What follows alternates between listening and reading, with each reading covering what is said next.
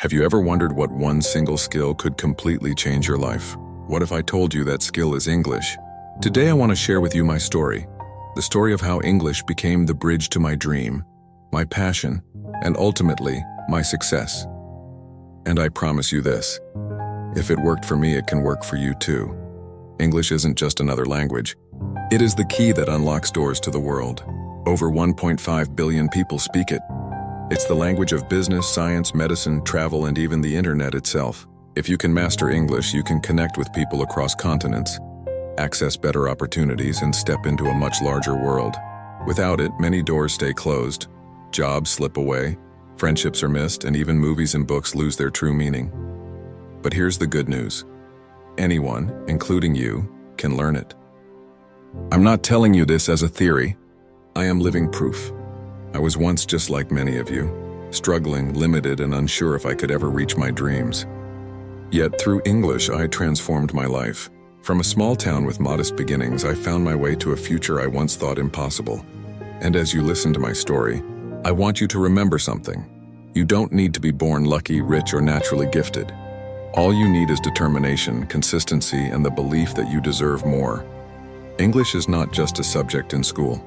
It is a life-changing tool. If I could learn it and reach my dream, then so can you. So stay with me, because by the end of this video, you'll see that English isn't just about grammar or vocabulary. It's about unlocking the future you truly deserve. And if you're ready to take that step, don't forget to subscribe, like this video, and join me on this journey to success. I was born in a small town in Brazil, in a family that worked hard every single day. We weren't rich, but we weren't poor either. My father drove a taxi from morning till night, and my mother spent her days teaching children at school. They couldn't afford luxuries, but they gave me something far more valuable: the belief that education is the key to success. Every day they reminded me, study hard. Knowledge will take you where money cannot. And then when I was just 10 years old, my life changed forever. My little brother became very sick. His fever was dangerously high, and my parents were terrified. I remember sitting in that hospital, watching my mother cry, my father pacing the room and feeling so helpless. Then suddenly the doctor entered. He was calm, confident, and kind. He smiled at us and said, "Don't worry, I will take care of your son." I watched him carefully, how he examined my brother, how he spoke with certainty, how he worked with such knowledge and care. A few hours later, the fever was gone. My brother was safe.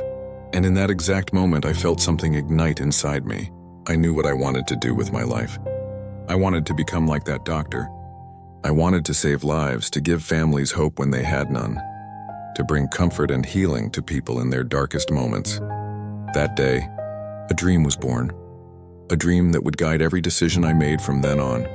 I wasn't just a little girl in Brazil anymore. In my heart, I was already a future doctor. And even though I didn't know it then, that dream would one day take me across the world, push me through countless challenges, and teach me the power of never giving up. If you've ever felt that spark, that one defining moment where you just know your purpose, hold on to it. Because that dream, no matter how impossible it feels right now, can become your reality. And before we continue, make sure you subscribe and stay with me, because the next part of my story will show you how even the biggest dreams can start in the smallest of places. When I first dreamed of becoming a doctor, I thought the hardest part would be the long nights of study, the tough exams, or the years of training. I didn't know then that another barrier, one I hadn't even considered, would almost break that dream. English. It hit me slowly, like a cold wind you don't notice until it becomes a storm. I learned piece by piece that medical textbooks, research papers, lectures, even hospital protocols, most of it was written in English. Clinical trials, reference books, the latest discoveries, they were all in a language I barely understood. I remember opening a medical book for the first time and feeling like I'd been handed a code I couldn't crack. Terms jumped out at me like strangers. Sentences felt like puzzles with missing pieces. If I wanted to study medicine properly, I would have to understand this language. Not someday, now. Back home, my schooling hadn't prepared me. I went to a public school where English was a tiny corner of the curriculum. Basic greetings, a few verbs, the kind of lessons that let you say, "Hello," but not explain a symptom or read a journal article. I could form simple phrases, but when I faced a full English sentence, It felt like the words were dancing on the page. They didn't make sense.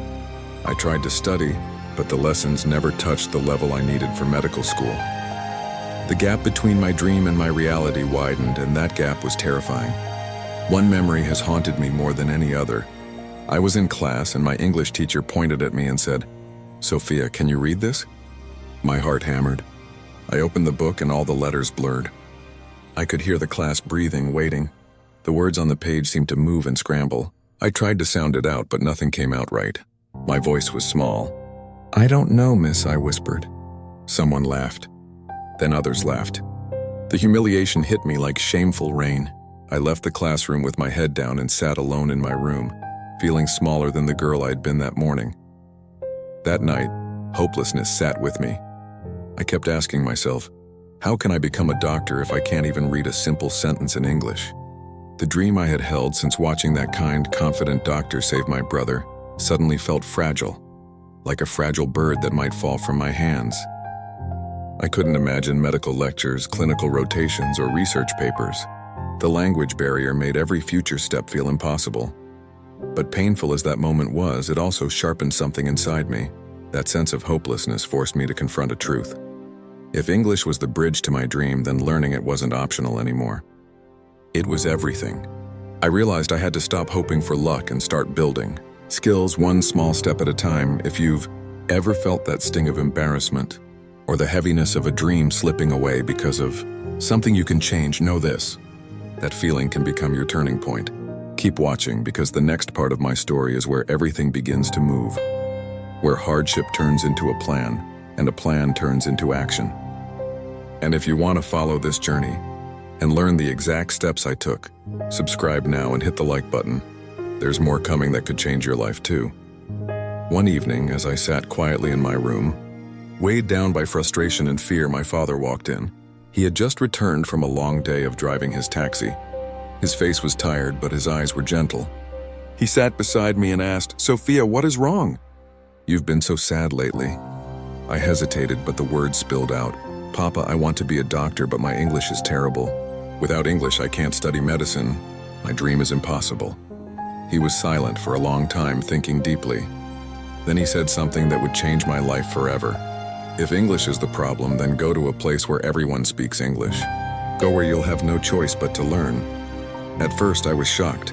We didn't have the money for something like that. We were a middle-class family. My father drove a taxi. My mother was a school teacher. We had enough to live, but not enough for dreams that big. "Papa, how can we afford it?" I asked. He smiled softly and replied, "We don't have much, but we have enough. Your dreams are important, Sophia, more important than money." That night, my parents and I sat around the table and talked. We weighed the options, the United States, the UK, Australia, but they were too expensive. Then we looked at Canada.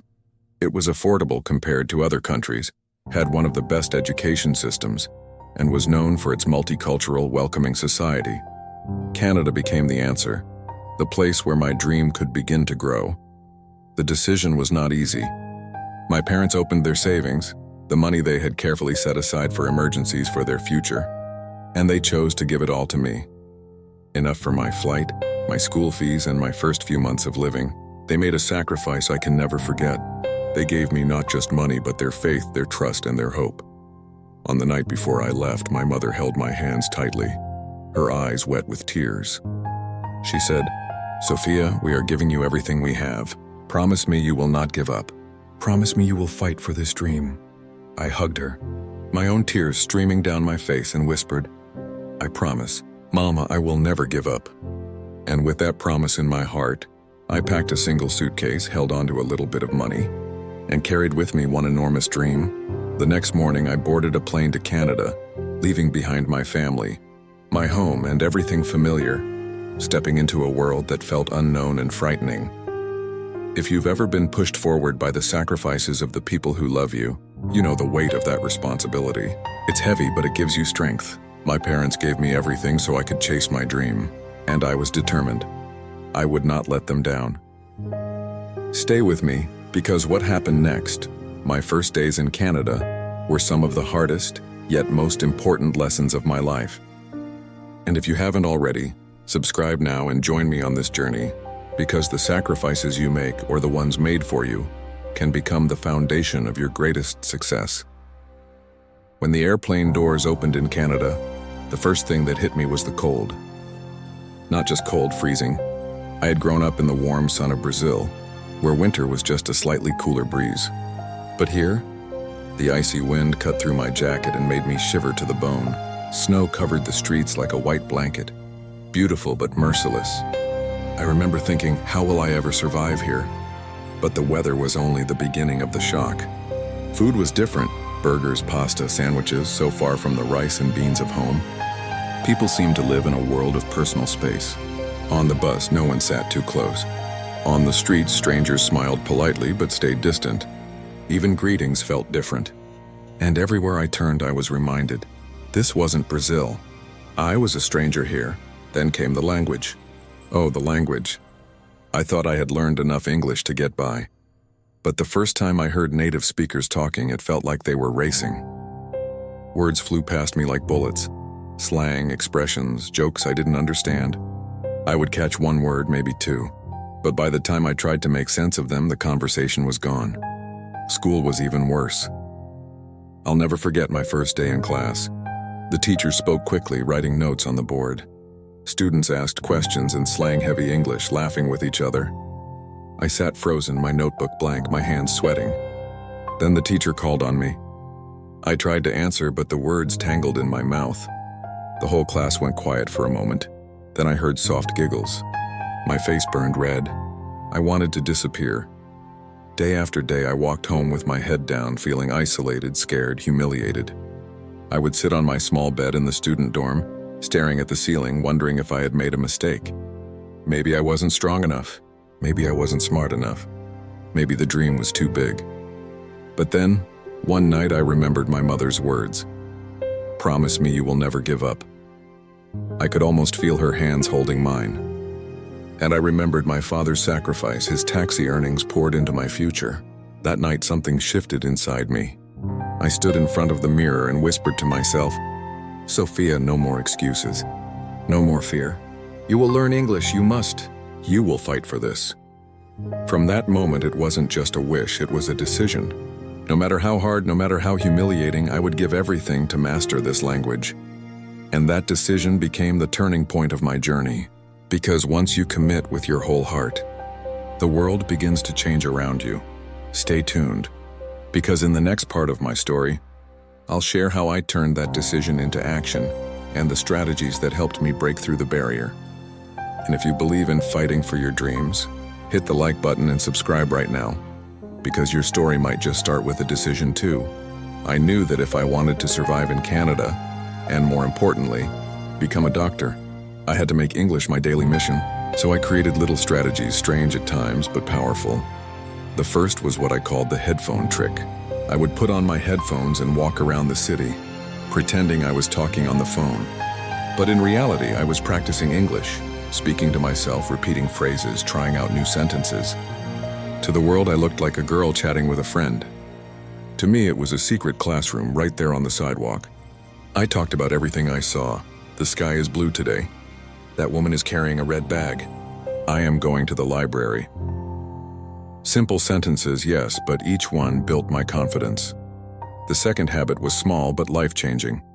I promised myself to learn 3 new words every single day. Not 20, not 50, just 3. Words I could actually use. I would write them on sticky notes and carry them in my pocket, whispering them during the day until they became mine.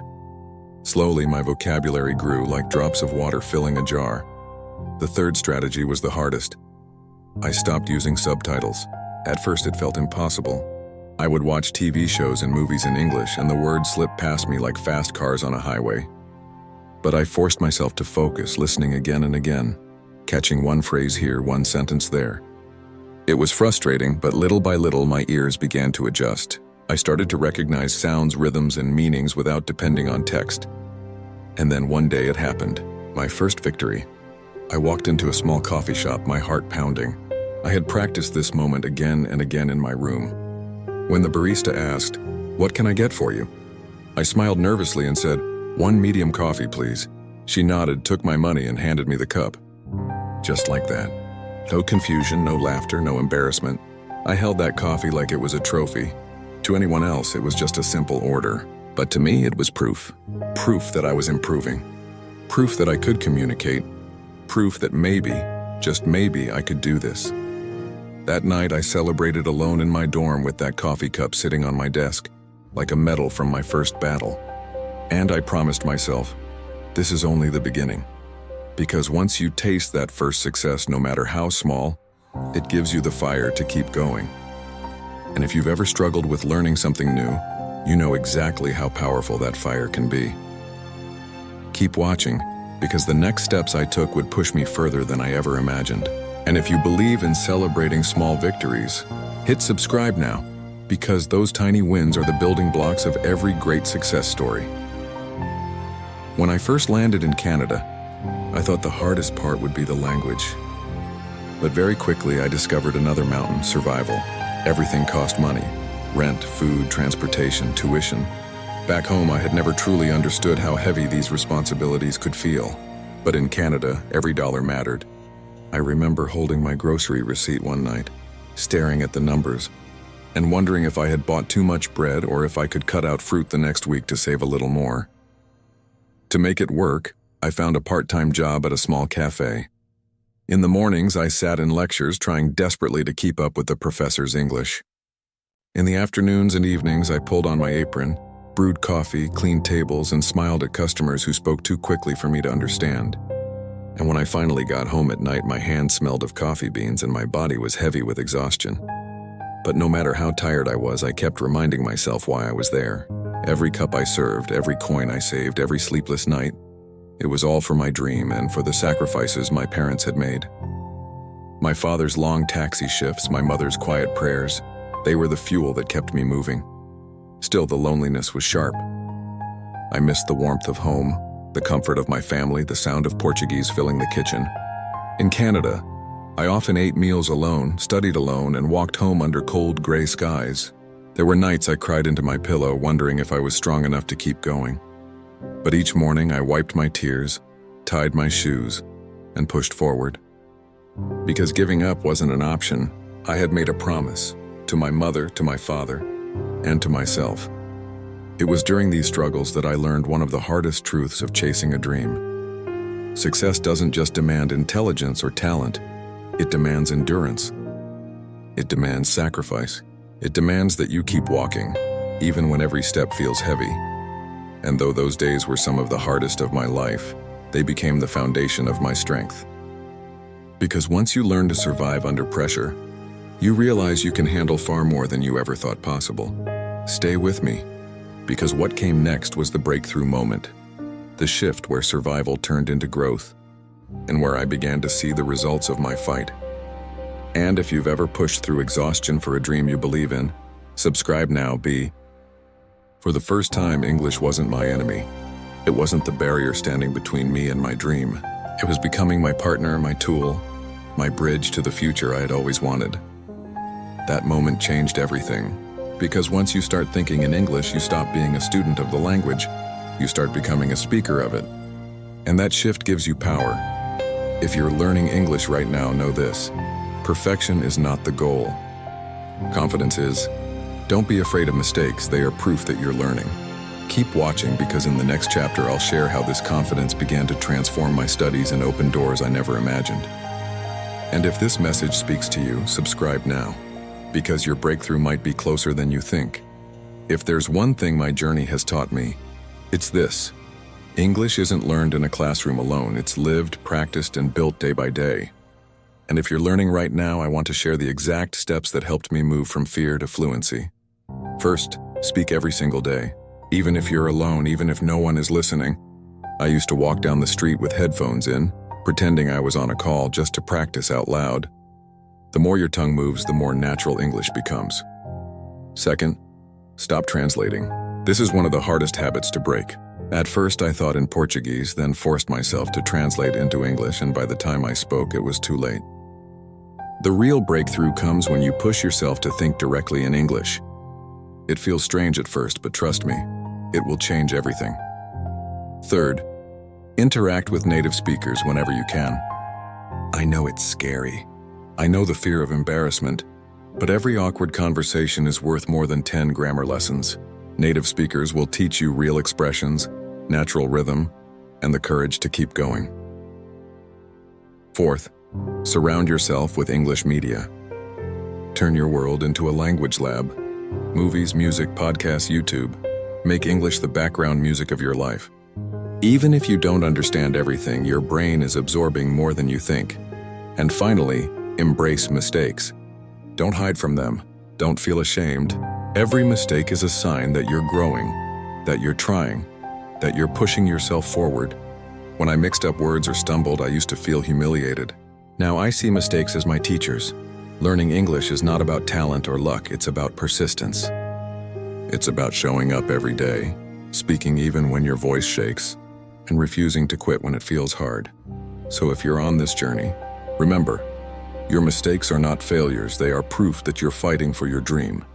Keep speaking, keep practicing, keep going. And if you want more real stories and strategies to inspire your learning, subscribe right now and join me. Because together we can turn fear into fluency and dreams into reality. When I first arrived in Canada, nothing scared me more than speaking to native English speakers. I could practice in my room, whisper sentences to myself on the street, even watch hours of English movies. But when it came to facing a real person, my heart would race, my hands would shake, and the words inside me would freeze. I avoided conversations whenever I could. At the grocery store, I would point instead of asking. At school, I stayed quiet, terrified that if I spoke, people would laugh. I felt like a child trapped in an adult's body, too afraid to use my own voice, but deep down I knew I couldn't hide forever. English wasn't just for reading books or passing exams, it was for living. And if I couldn't speak to real people, my dream of becoming a doctor would stay out of reach. So one day I decided to face the fear head on. I walked into a small coffee shop, my heart pounding in my chest. I had practiced the sentence over and over in my head. "Hi, can I get a medium coffee, please?" When it was my turn, I stepped forward, forced a smile, and said the words. My voice trembled, but they came out. The barista didn't laugh. She didn't look confused. She just smiled back and replied, "Of course. That'll be $2. And in that moment, something incredible happened. A real conversation, natural and simple in English. It wasn't perfect. My accent was heavy. My voice shook. But it worked. She understood me. I understood her. And for the first time, English wasn't a barrier. It was a bridge. I walked out of that cafe holding more than just a cup of coffee. I carried a new kind of confidence. I realized that the fear I had built up in my mind was so much bigger than the reality. People weren't waiting to laugh at me. They were just living their lives, happy to connect. From that day on, I promised myself, no more running from conversations. Every interaction, no matter how small, became practice. And with each one, my confidence grew stronger. If you're afraid of speaking to native speakers, remember this. Courage is not the absence of fear. It's speaking despite the fear. The first step may feel impossible, but once you take it, you'll see how much lighter the journey becomes. Keep watching, because in the next part of my story, I'll share how these small conversations open doors to even greater opportunities. And if you're ready to take your first step today, hit subscribe, because your breakthrough might be waiting at the next hello. There came a moment in my journey when everything finally made sense. For months, I'd been obsessing over grammar, memorizing vocabulary lists and practicing sentences late into the night. Yet every time I opened my mouth, I still felt stuck. I thought the problem was my accent, my mistakes, or the fact that I wasn't good enough yet. But one ordinary day changed everything. I was standing in line at a cafe when a girl next to me smiled and said, "Ugh, this line is so long, right?" For a split second, my brain froze. Normally, I would have smiled nervously and said nothing, too afraid of embarrassing myself. But something inside me pushed back. I took a deep breath and replied, "Yeah, it's really long." She kept talking. She asked where I was from. I told her about Brazil. She told me about her morning routine.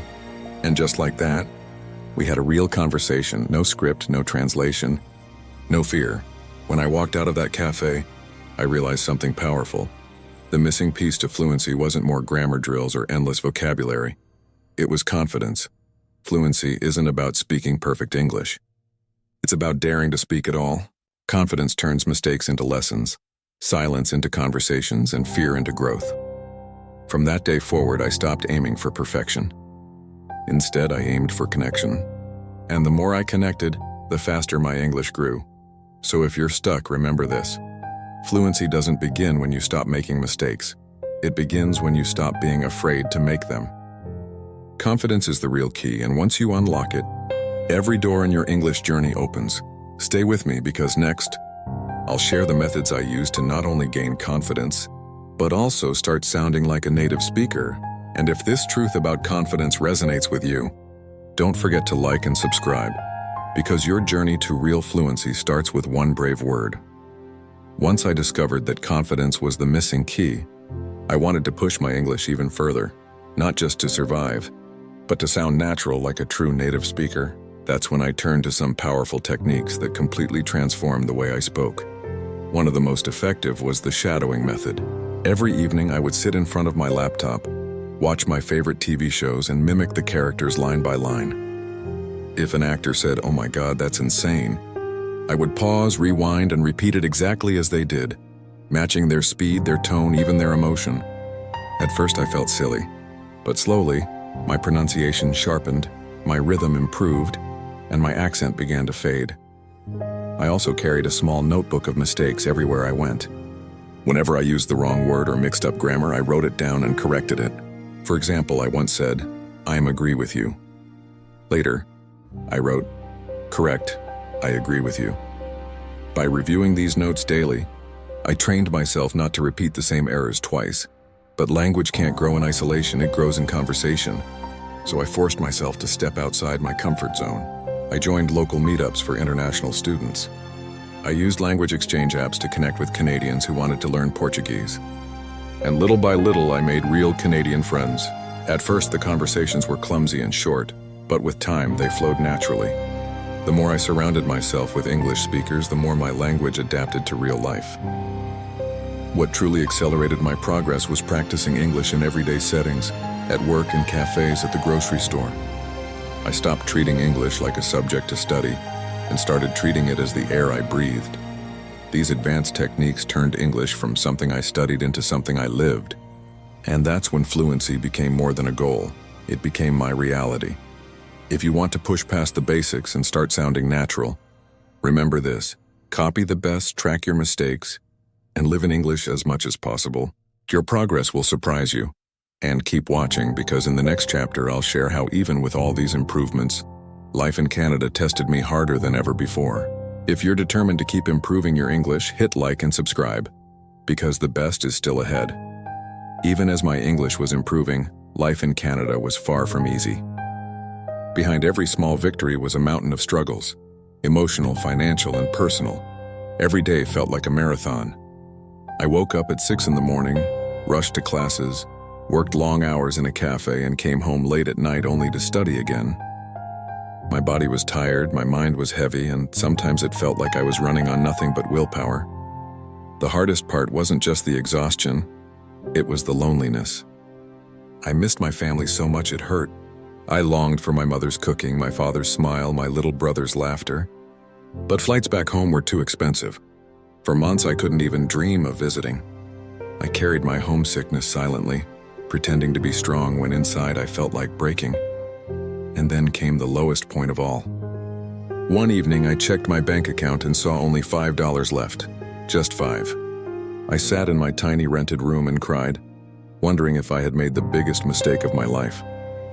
How could I survive? How could I study? Was it time to give up and go back home? But then, through the tears, I remembered my parents' faces, the sacrifices they made, the money they gave up, the promise I made to my mother before I left. I will not give up. That memory lit a fire inside me. I wiped my tears and whispered to myself, "No, I will make this work. No matter how hard it gets, I am not quitting." That night, something changed. The struggle didn't disappear, but my resolve became unshakable. I wasn't just chasing a dream anymore. I was fighting for my future, for my family, and for the life I had promised myself. And from that moment on, every challenge I faced only made me stronger. Stay with me, because in the next part of my story, I'll share how one breakthrough moment proved that my fight was worth it. And if you've ever felt like giving up, let this be your reminder. Sometimes the lowest point is exactly where the strongest version of you is born. If this message speaks to you, hit like and subscribe because your comeback can start today. After months of struggling, there came a new mountain I had to climb, the IELTS exam. This test was the gatekeeper between me and medical school, and honestly, it terrified me. The reading passages were long and filled with complex vocabulary.